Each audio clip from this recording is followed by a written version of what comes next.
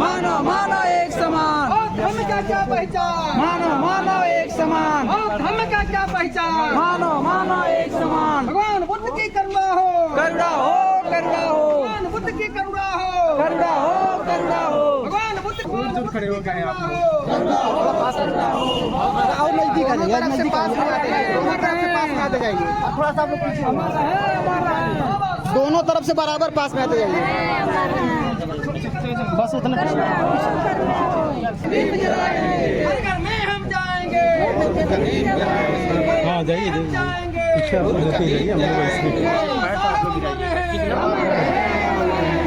भगवान बुद्ध की करुणा हो। जब तक सूरज चांद रहेगा, जब तक सूरज चांद रहेगा, जब तक सूरज चांद रहेगा, भगवान बुद्ध की करुणा हो,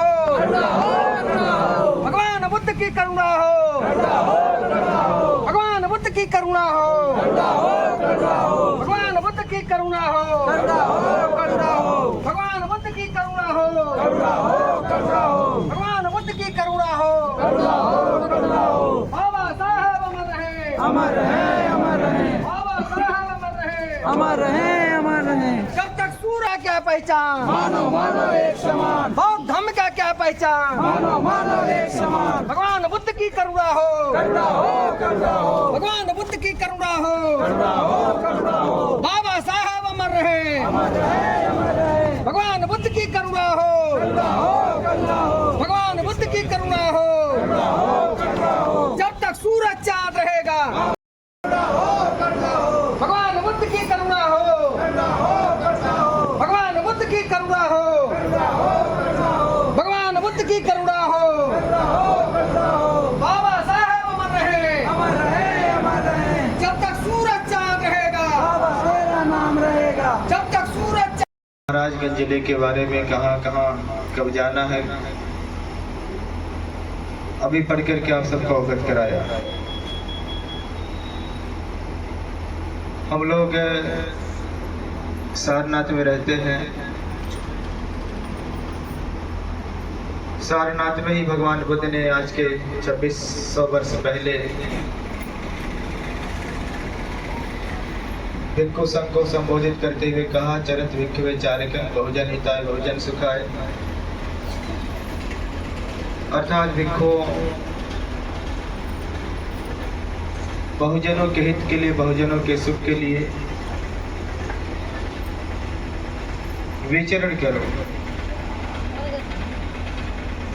भगवान बुद्ध ने सारनाथ में जिस सूत्र का उपदेश किया था उसे धम्मचक्कप्रवर्तन सूत्र कहा जाता है।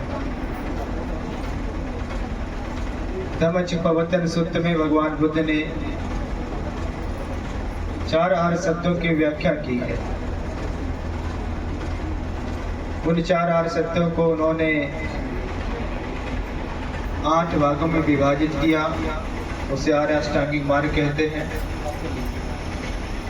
आर्य अष्टांगिक मार्ग को भी उन्होंने 3 भागों में विभाजित किया, संक्षिप्त किया, उसे शील समाधि प्रज्ञा कहते हैं।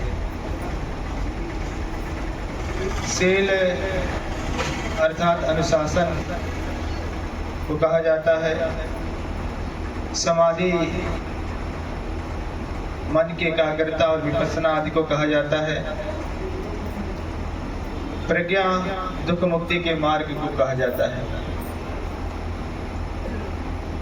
बुद्ध ने कहा कि जब जीवन अनुशासित होता है, शीलवान होता है, तो व्यक्ति का मन एकाग्र होता है, मन प्रसन्न होता है, मन शांत होता है। और जब व्यक्ति का मन शांत हो जाता है, प्रसन्न हो जाता है, एकाग्र हो जाता है, तो उसे ज्ञान प्राप्त होने लगता है। जब व्यक्ति को ज्ञान प्राप्त होने लगता है, प्रज्ञा उत्पन्न होने लगती है, तो व्यक्ति अपना भी दुख दूर करता है, परिवार का दुख दूर करता है, समाज का भी दुख दूर कर देता है। कहा कि जब व्यक्ति अनुशासित नहीं होता है, शीलवान नहीं होता है, तो उसका मन एकाग्र नहीं होता है, मन शांत नहीं होता, मन प्रसन्न नहीं रह रहता, और जिस व्यक्ति का मन शांत न हो, प्रसन्न न हो, एकाग्र न हो, उस व्यक्ति को कभी ज्ञान प्राप्त नहीं हो सकता, दुख मुक्ति का मार्ग नहीं मिल सकता। भगवान ने कहा कि भिक्खो शील समाधि का उपदेश करो।